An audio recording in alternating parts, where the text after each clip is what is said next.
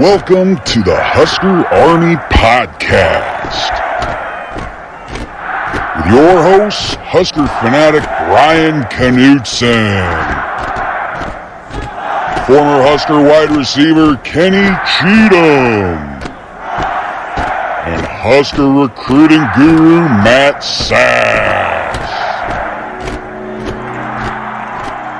All right, everybody, fall in, out of tension. You are locked into another episode of the Husker Army Podcast. And for the bye week, everybody, we thought we'd do something a little special. So I am one of your hosts, Brian Knutson, and of course, with me, as always, my other host, Mr. KC Kenny Cheatham.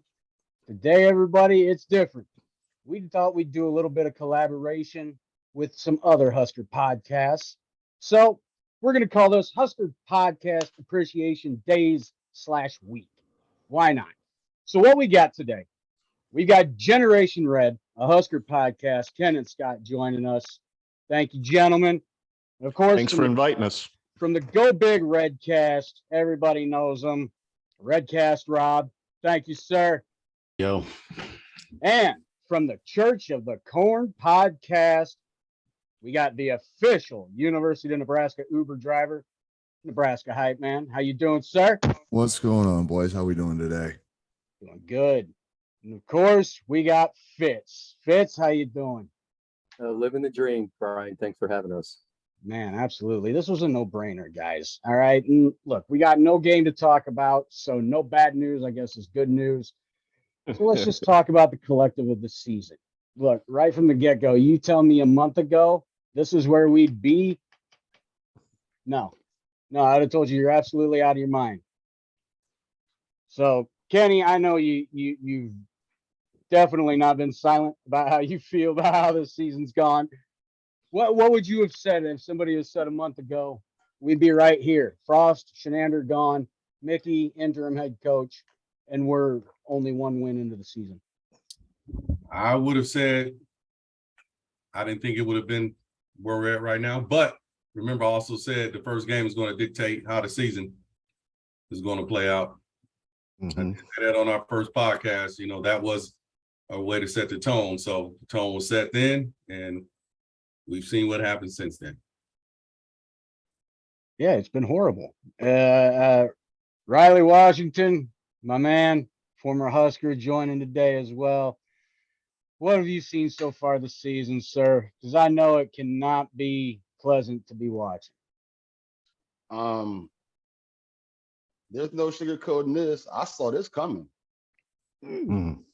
Oh yeah, I saw this coming. You can ask anybody that's ever talked to me. Scott will tell you.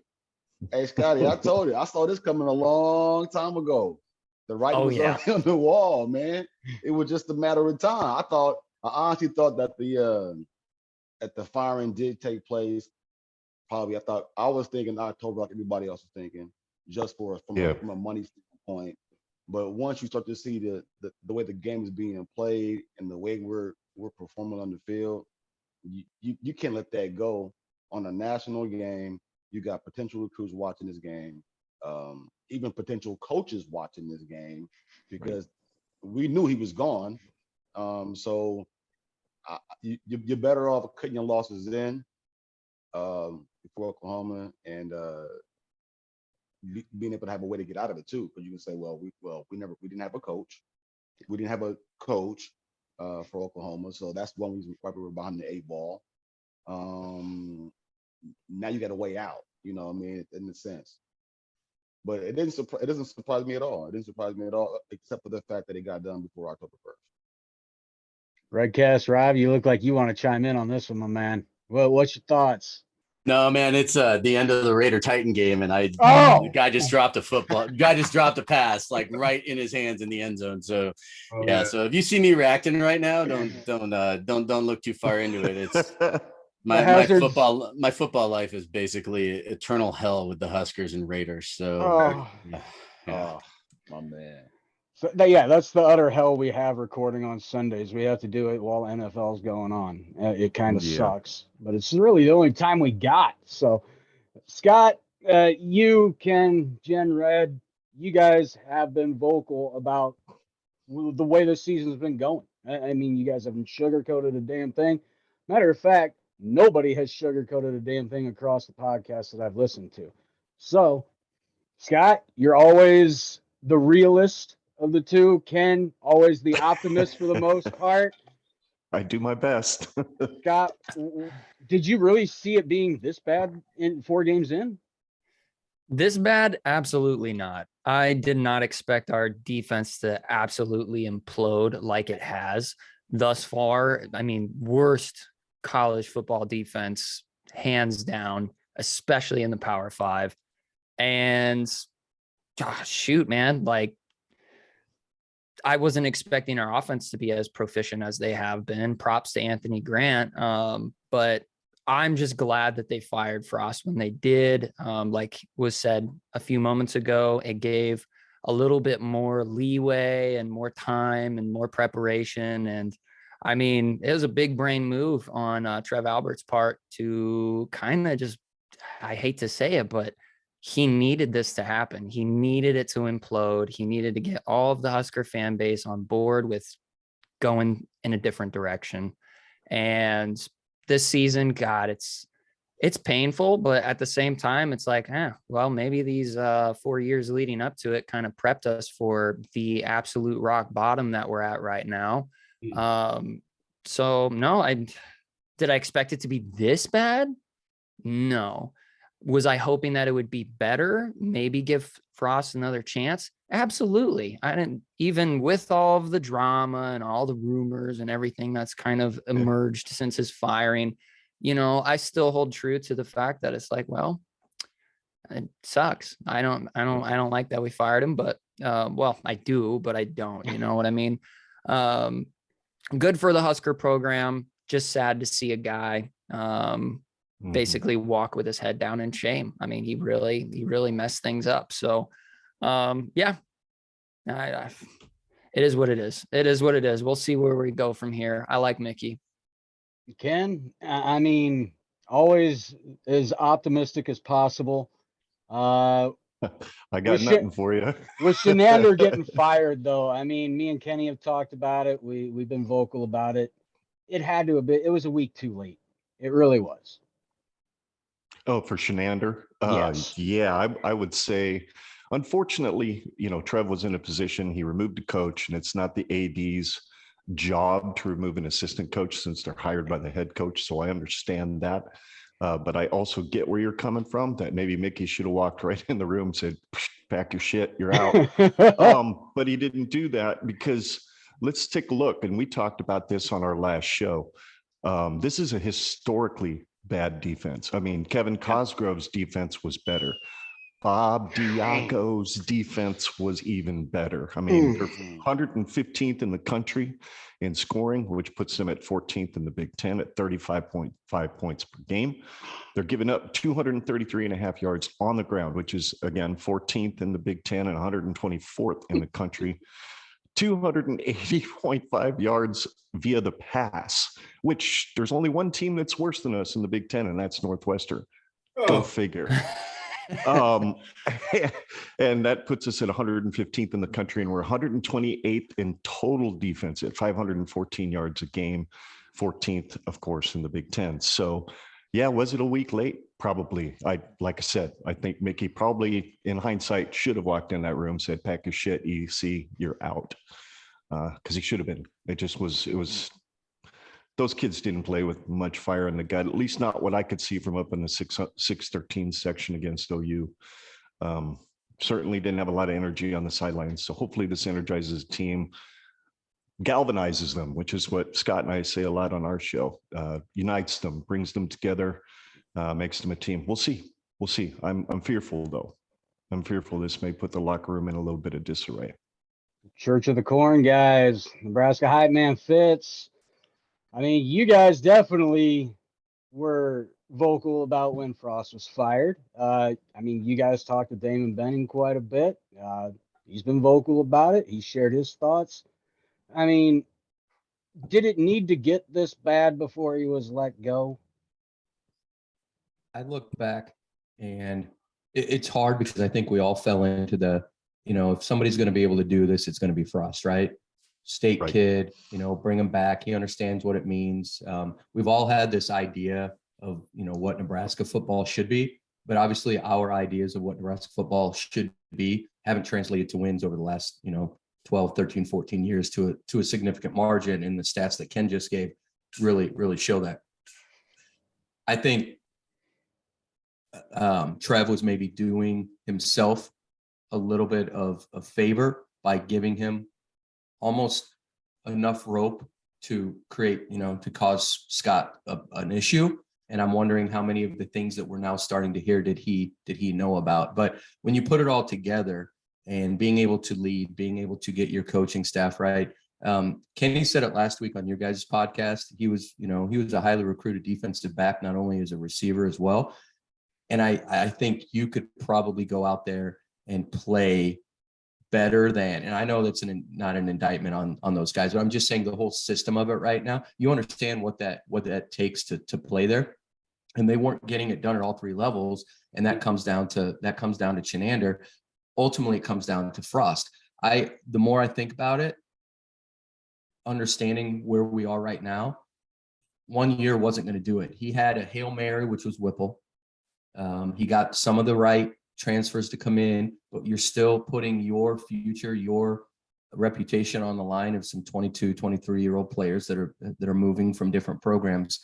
I think Trev could have done himself a little bit better, done the university, and just, gotten out then. But again, hindsight being what it is, we're out now.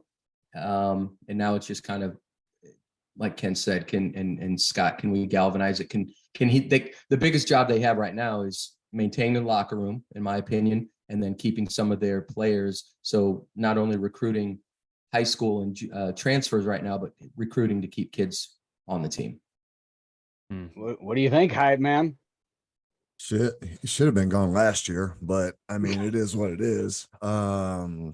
Trev did himself a tremendous service by bringing him back, just by showing the coach that he is a man of his word. I'm gonna give you every chance to hit that nuclear button. You get one. You get everything at your disposal. Money is not an option. Facilities are being upgraded.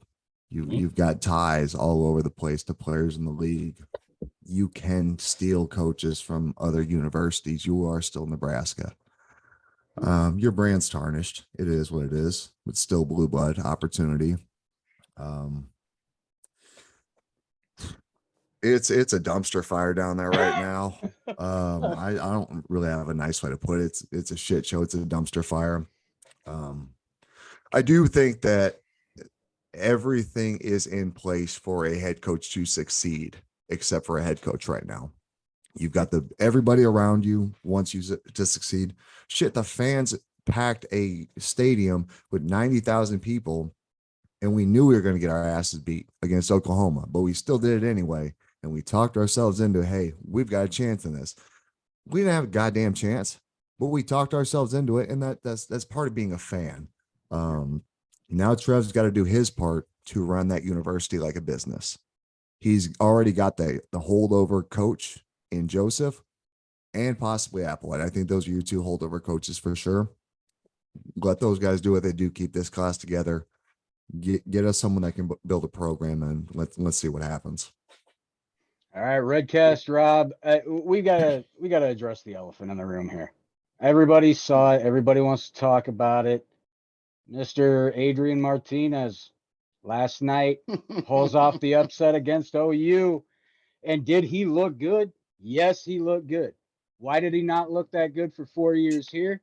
My opinion, piss poor coaching, no idea how to use him, and killed the young man's confidence. And in turn, turned us as a fan base against him because they couldn't coach him. Now we've seen what happens when he's got a line. He's got a running back. Well, we had a running back with him. But when he's got a line and he's got guys that can coach him correctly, what'd you see out of Mr. Martinez? Hey, sorry, Rob, I'm going to jump in real quick. Brian, would you say that was freshman year 2018 Adrian Martinez, though? Even at a 2.0, probably. And that's the part that hurts the most. So yes. Sorry, Rob. Go ahead, man. Oh no, that's fine, because I mean I would say freshman year Adrian Martinez 2.0 because he actually finished the game. I was at that Colorado. I was at the Colorado game, I think it was, and yeah. So and that's one thing that I think frustrated me most. Like, quite honestly, if you were to ask me about this and ask me, I don't care about Adrian anymore. I mean, he's on a different team. I was watching that game because it was on, and it was and it was a good game to watch, right? And honestly, I wish the kid the best, right? Like, and I don't badmouth them in any way. I just don't care. I had a feeling he would go there and succeed in the Big 12. It's more his style of football in there. They don't have the same trenches. They don't have the same size in a lot of ways out there, to where, he spent most of his seasons in Nebraska injured, a lot of times playing injured, broken jaws, like hip flexors, bruised ego. I mean, there's a million different injuries that the kid seemed to have while he was playing for Nebraska. And yeah, I think a lot of it was coaching. I think they tried to use him the best way that they possibly could, but they were also out there getting him killed. Yeah. And that's but you know what? Good. I hope he does. I hope all of his dreams come true, and he's not going to get drafted. So, I mean, it's not like he's going to the NFL. He's a senior at this point, maybe even a super senior. I don't know. Is he fifth year? Or, sixth maybe? Yeah. And he's a graduate, and it's like, and his girlfriend's living there. He goes to Kansas State. I mean, good. The kid's got the ideal situation for his life. I'm happy for him. I'm proud of him for beating Oklahoma last night. It's the biggest win of his career. And good on him. I mean, that's really, I mean, and I don't want to sound all bitter or anything. I just don't care. He doesn't play for Nebraska, and that's the end of it. I don't want to bite back, but he doesn't have it perfect. He's still throwing to Cade Warner, Rob. Yep. Yeah. Did you see Cade Warner had a couple of drops last night, and I was just like, oh, there's that kid. And then of course Cade Warner jumps on the onside kick at the end of the game, and so that was just kind of a nail in the coffin for Husker fans watching the game, I'm sure, but yeah, Cade Warner and what's that other kid, McCaffrey, that, where's he? Like, is anyone even, Rice as a wide receiver. Point is, like, has anyone heard anything from him? No. The only name McCaffrey I hear is right up the street here at Northern Colorado, and they're actually 2-2 this season, and their special teams returned a kick for a touchdown yesterday. And I mean, it's like, college football is bad when I'm actually watching University of Northern Colorado football games. So I was like, yes, they beat Lamar. Right? Who the hell is Lamar? Exactly.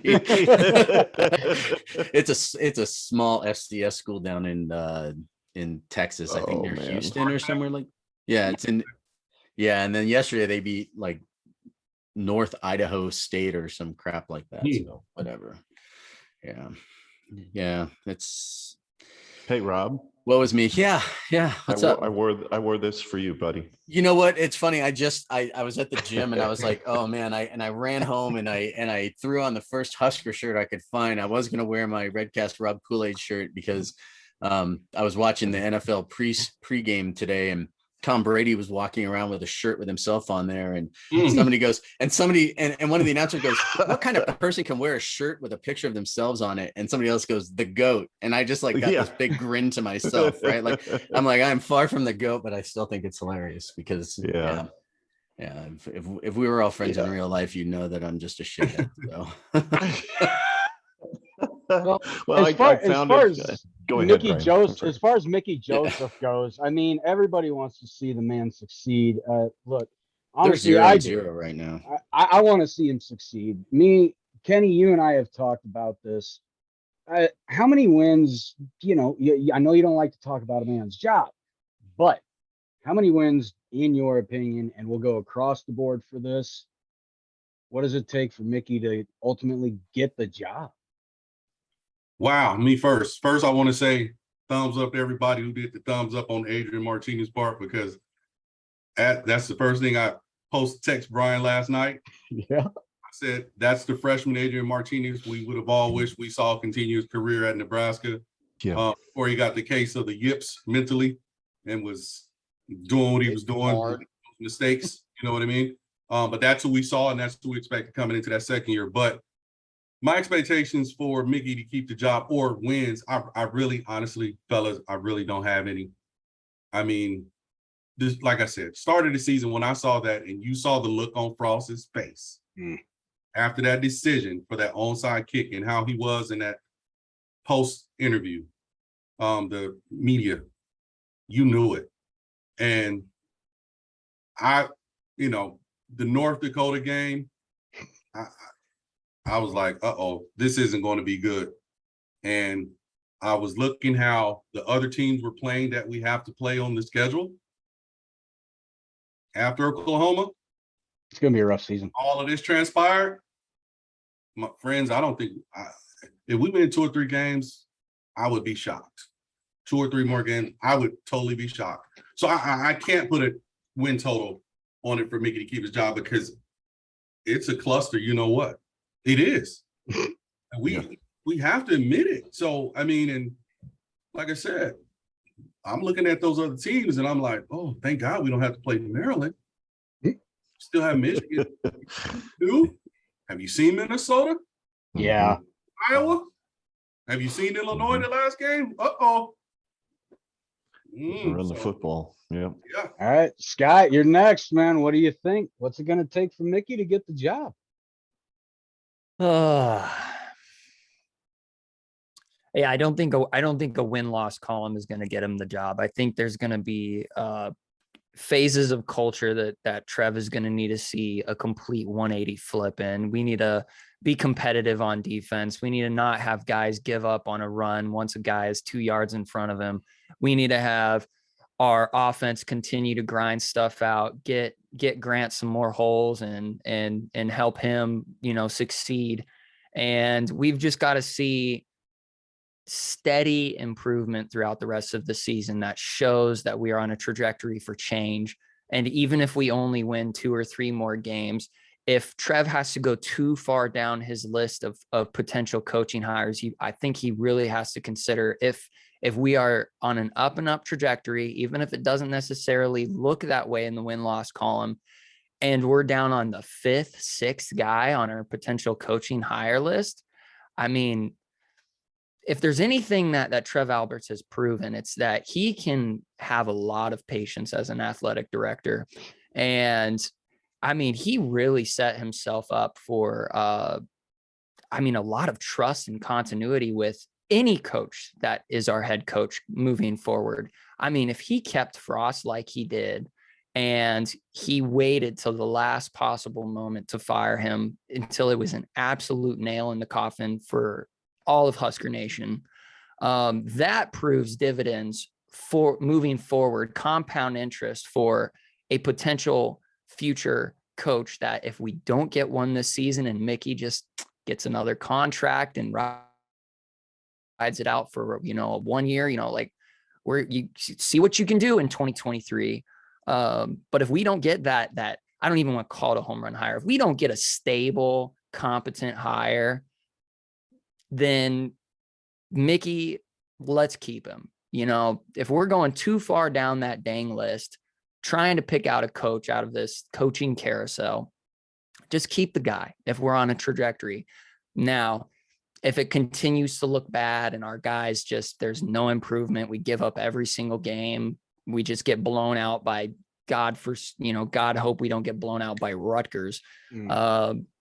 If something like that happens and we get down that last god awful stretch where it's looking like those last 4 games are the top 4 teams in the Big Ten right now, aside from, Iowa's offense is still questionable, but yeah, we get done and we still just look uninspired.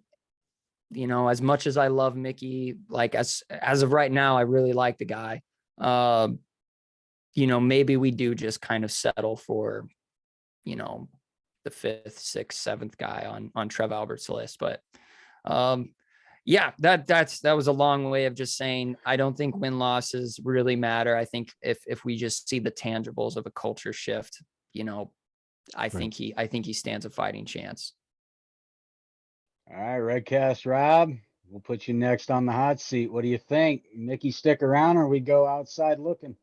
Well, what's our next 4 games? We've got Indiana, Rutgers, Purdue, and Illinois. Yep. Man, it's like, it's so sad. I want to say, well, let's see where we're at in 2 weeks, and then we'll see where we're at 2 weeks after that. You know, and I think right now, and this is another, I'm going with my Adrian answer, almost like at this point, I just want to see this team. It has nothing to do with the coach or for Mickey to keep his job.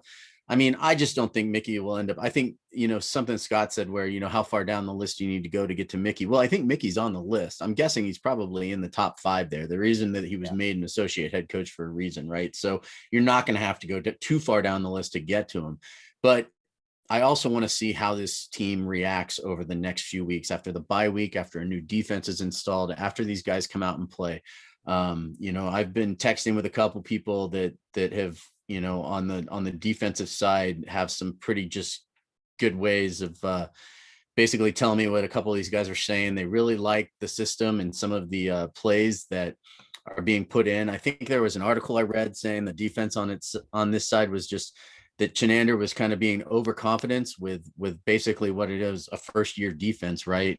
Playing, you know, trying to scheme on certain things that really, if they had just stuck to the base, you know, in a lot of situations, they probably would have been a lot more successful in these games. And he was making it way too complicated. So I'll be interested to see how much they dumb it down, you know, what kind of base defense they come out in against Indiana. And I mean, because so far, I mean, you know, it's funny, they say Mickey wasn't here to win the press conference, but so far he's won every press conference he's been in, as far as I'm concerned. So, you know, I mean, he's definitely like 4-0 in all his press conferences. So, I mean, it's just hard to say because, you know, it's a week to week thing, you know, and unfortunately for us with Nebraska, it seems like they do listen a lot to what people are saying on social media and out there in public and in the papers. And even though Trev says that's not happening, even he commented on things he's seeing on Twitter. So like, what's going on here, you know? And it's like, so let's just see how it goes week to week, you know, and we'll figure it out from there. Cause I just don't know. This is 2 weeks removed or something from the Frost firing. And I'm still just trying to figure out what happened back at Northwestern.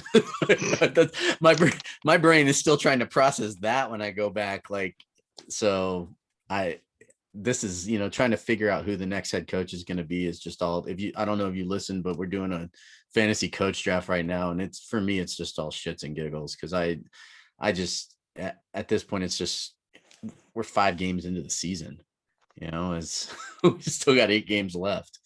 All right, guys, we got about 8 minutes left. So I hate to try and rush it, but hey, a half hour is a half hour. It is what it is. Mr. Riley Washington, what do you think? Is it Mickey or somebody outside the program? It's all summed up, man. It's pretty much like everybody was saying. As far as wins and losses, I think that's negligible. I don't think anybody who's would come in right now into this program would come in through the door and all of a sudden we have wins. So I think more or less it's gonna be about the culture and see whether or not we can just get a better culture. See what changes. See if we come up with some more fire under our belts and what we can come out with, because right now we're flat. If that changes, he should get the opportunity. But you know, ultimately it comes down to administration. But I mean, it's like everybody says, it's pretty much a shit show, man. I mean, there's nothing that we can come into and make things happen. So if we see some fire, some accountability, and more or less, you know, more accountability on the players' part and environment to the system, I think there's no reason why we shouldn't, but we'll see. All right, Fitz, got about a minute, my man. Fire away. What do you think? Same things Riley just said. It's going to come down to the culture. It's going to come down to the win-loss metrics gone. Trev's going to look at how well are you leading? Are the kids playing better? Are the coaches coaching better? And I think the big part of it was, and he said it on his press conference, that it's the right thing to do as far as going out and recruiting, continuing to coach, whether you have a job or not. If he gets his guys to commit to that, and whether those assistant coaches are here, if they go out and they retain recruits, if they get more recruits, and he's leading that, I think that puts him right at the top. And I think you have 2 columns. It's Mickey and everyone else. It's not Mickey's number 5, Mickey's number 6. And I think you start weighing Mickey versus this guy, Mickey versus Dave Aranda, Mickey versus, you know, whomever it is, you know, Thole or Rule or whomever. But you're starting to do that. And what is that consistency and what is his coaching going to do. But I'll also leave it with this. I'm not 100% sure if Mickey wants it. I think Mickey's a hell of a position coach. He relates to his kids. He gets them bought in. He recruits better than anybody in the area. And so you have to take that in consideration too. And if you could get another coach and knowing that Mickey wanted to stay on board, I think there's your winner right there. What do you think, Ken? You're next up, my man. Well, let's see here. I think I'm right there with Scott as far as it needing to be more of a culture shift, getting these kids to play, to believe in themselves, whether they end up 3-9 like last year, but they're at least a different team. I think that's going to be a metric that Trev is looking at. But I also think every game is an audition for Mickey, and that every game that goes by, depending on how the team does, is him one step closer to maybe making a phone call to, I don't know, Dave Aranda, a guy whom Mickey coached with at LSU, whose name seems to be popping up all over the place. I certainly wouldn't have a problem with that, but I wouldn't have a problem with Mickey getting the job either. I just read an article today from Amy Just from the Journal Star talking about what he did for his kids at a high school he was coaching at down in New Orleans when Katrina hit. And he literally drove around the country to find his kids and take them to a temporary high school and coach them so that they could play football that year. They went 1-3. He said if he would had it to do over again, he probably wouldn't have had them play football, but instead just spend time being their mentor. They literally lived in a church camp. So he was surrogate father, coach, teacher, mentor, principal, all that stuff. So if there's anybody I believe has these kids' best interest at heart, it's definitely Mickey. And if our next coach is wise, he will make sure that man still has a job, whomever that next coach is. God, I hope it's Mickey, though. I really do. What do you think, Hype Man? You're last up. We got about a minute. What do you got? Mickey's 100% going to keep his job because he's the associate head coach and the wide receiver coach under the next coach. So he'll be here next year 100%. I don't think he wants the head guy spot. So you stick to what you know, and he's phenomenal at what he does. He's a top 3 coach. Mm-hmm. We'll see what happens. That's the only way I could put it. We'll see what happens. A lot of rumors. You're going to see a lot of washout, so be prepared. Yeah. All right, guys. Man, I've got to thank all you guys for joining today. This has been awesome to do. First time collaboration for us. Definitely won't be the last. So we'll go ahead and shut it down here. Guys, you know the deal by now. Twitter, Instagram, Husker Army Pod. Check it out. So, for myself, Brian Knutson, my other host, Kenny Cheatham, for the Go Big Redcast from Redcast Rob, we also have Unc the Barber, also known as Riley Washigton, former Husker, Scott and Ken from Generation Red, a Husker podcast, and of course, Nebraska Hype Man and Mr. Fitz from the Corn Church podcast. You guys, thank you so much today. And I can't wait to do this again. I've had a blast. I appreciate it. I just know these are tough times for all of us. All of us. Thank God I'm not a drinker. Same here. Because, I would have some serious issues and I would really need some 12 steps because this is I tell you, this is crazy. Yeah. Never thought That's funny because I actually started drinking again this year. I didn't drink. Husker Army, you know what to do at this point. At ease, and you are all dismissed.